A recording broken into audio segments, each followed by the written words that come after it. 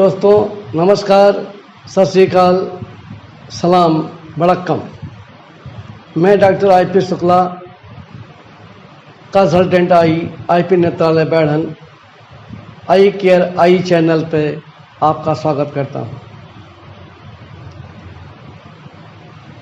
Paediatric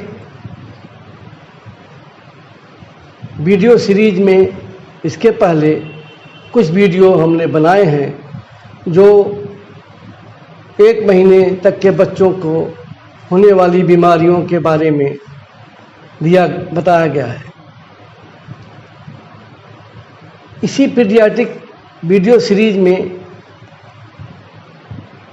हम इस समय एक ऐसा वीडियो बनाना चाहते हैं जो बच्चे का डेवलपमेंट और उसके होने वाली बीमारियां वीडियो में साथ साथ चलती रहें। जब बच्चा 1 साल से 1 महीने से अधिक बड़ा होता है, 6 महीने तक के बच्चे में आँख का डेवलपमेंट हो जाता है, अधिकतम 9 महीने। इसके बाद बच्चा आई टू आई कांटेक्ट करना शुरू कर देता है। इसके बाद भी अगर बच्चा आई टू आई कांटेक्ट न करे या बच्चा बुरी तरह से अपने माँ को, अपने सराउंडिंग को ध्यान से न देखे, तो हो सकता है कि बच्चे की आँख में विजन कम हो या बच्चे को स्ट्रैबिस्मस हो, बहरापन हो। बच्चा अगर फोकस नहीं कर पा रहा है दोनों आँख को एक ही ऑब्जेक्ट पे, तो उसे स्ट्रैबिस्मस या बहरापन कहते हैं। ये कंजेनाइटल होता है और मेरे अनुभव में आया है कि जो 2.5 साल के पहले स्ट्रैबिस्मस होते हैं वो सर्जरी के द्वारा ही करेक्ट होते हैं, और समय पर सर्जरी न की गई तो एक आँख सप्रेस हो जाती है, ब्रेन उस आँख को भूल जाता है और वो आँख फिर रोशनी नहीं आती है। इसलिए अगर कंजेनाइटल स्ट्रैबिस्मस हुआ है तो बच्चे को स्ट्रैबिस्मस का इलाज तुरंत कराना चाहिए। इसी कड़ी में बच्चे को कंजेनाइटल टोसिस भी हो सकती है। टोसिस मतलब पुतरी जो ये हमारा लिड है ये गिर जाता है, कभी कभी पूरा गिर जाता है, कभी कभी थोड़ा गिरा रहता है। तो गार्जियन सोचते हैं कि ये आँख छोटी हो गई कि आँख बड़ी हो गई, लेकिन ये लिड को गिरने से ऐसा महसूस होता है और ये 4 साल 5 साल होते होते अपने आप रिकवरी हो जाती है। अगर टोसिस पूरी तरह ठीक नहीं हुई तो इसका फिर ऑपरेशन करके ठीक कर दिया जाता है। अब जब बच्चा 18 महीने के करीब हुआ, उस समय उसके जीवन में एक बहुत बड़ा मोड़ आता है, और वो बहुत बड़ा मोड़ आता है एक ऐसी बीमारी को लेके जो कि संसार में करीब करीब 3% लोगों, बच्चों में जितने कैंसर होते हैं 3% कैंसर वही होता है जिसका नाम है रेटिनोब्लास्टोमा। रेटिनोब्लास्टोमा शुरू करने से पहले हम बताना चाहेंगे कि ये डाउट कैसे करता है कोई आई सर्जन कि इसको रेटिनोब्लास्टोमा हुआ है। तो ल्यूकोकोरिया एक शब्द है। ल्यूको मतलब सफ़ेद, कोरिया मतलब प्यूपिल। जो हमारी आँख है उसके अंदर जो छोटी सी प्यूपिल है, उसके प्यूपिल में अगर लाइट जलाने पे आपको सफ़ेद रिफ्लेक्स मालूम पड़े तो उसमें 5 कंडीशन हो सकती है। Congenital cataract, retrolental ROP, retrolental fibroplasia, Coats disease, retinoblastoma.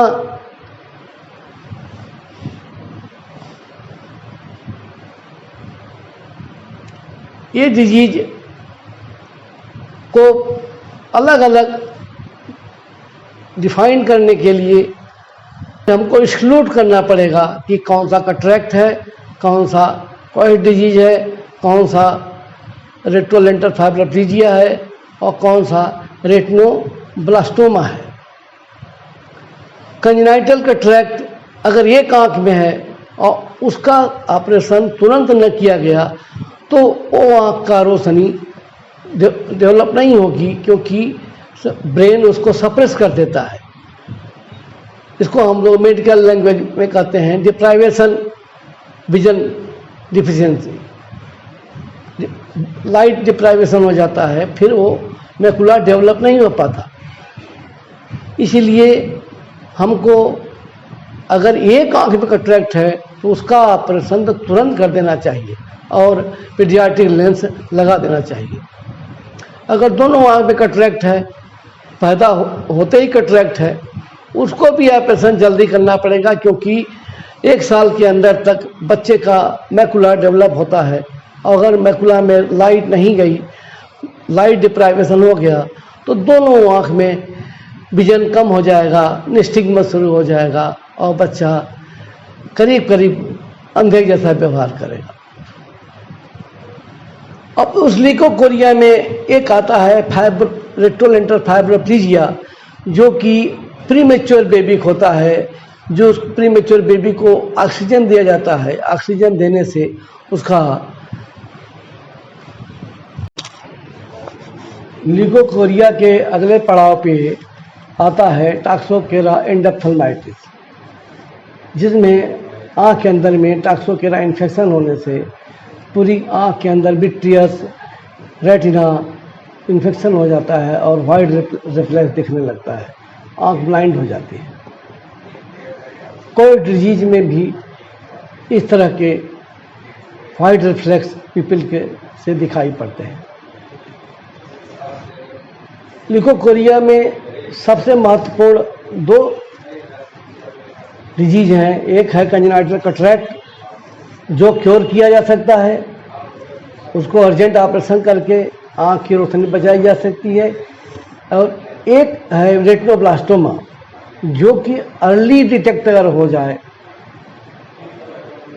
Early detection होने से उसमें बच्चे की जान भी बचाई जा सकती है, आँख बचाई जा सकती है। रेटिनोब्लास्टोमा एक प्राइमरी कैंसर है जो बच्चों को 18 साल से 18 महीने की अवस्था से लेके 2 साल के अंदर तक होता है और 6 साल के बाद वो फिर नहीं होता है। ये पाया गया है कि 6 साल की उम्र के बाद बच्चों में रेटिनोब्लास्टोमा कम पाया जाता है। रेटिनोब्लास्टोमा एक प्राइमरी कैंसर है जो न्यूरो रेटिना सेंसरी सेल से इवाल्व होता है,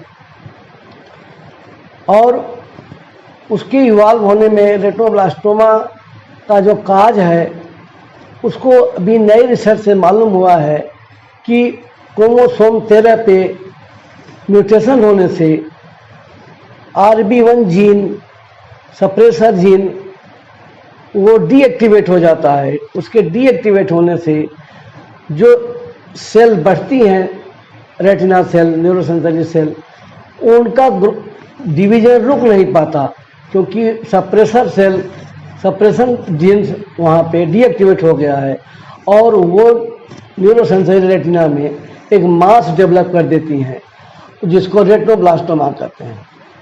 ये बच्चों का बड़ा ही घातक कैंसर है और ये अर्ली जैसे ही वो डेवलप हो, अगर उसी समय फंडोस्कोपी से दिख जाए तो वो अर्ली ट्रीटमेंट करने से बच्चे की आँख और जान दोनों बचाई जा सकती है। अब जब रेटिनोब्लास्टोमा डेवलप करता है तो ये 2 टाइप का होता है, को एंडोफिटिक, एक एक्सोफिटिक। एंडोफिटिक रेटिनोब्लास्टोमा ये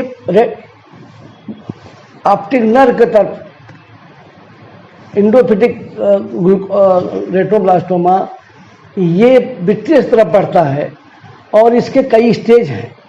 ये 4 स्टेज में विट्रियस तरफ बढ़ता है।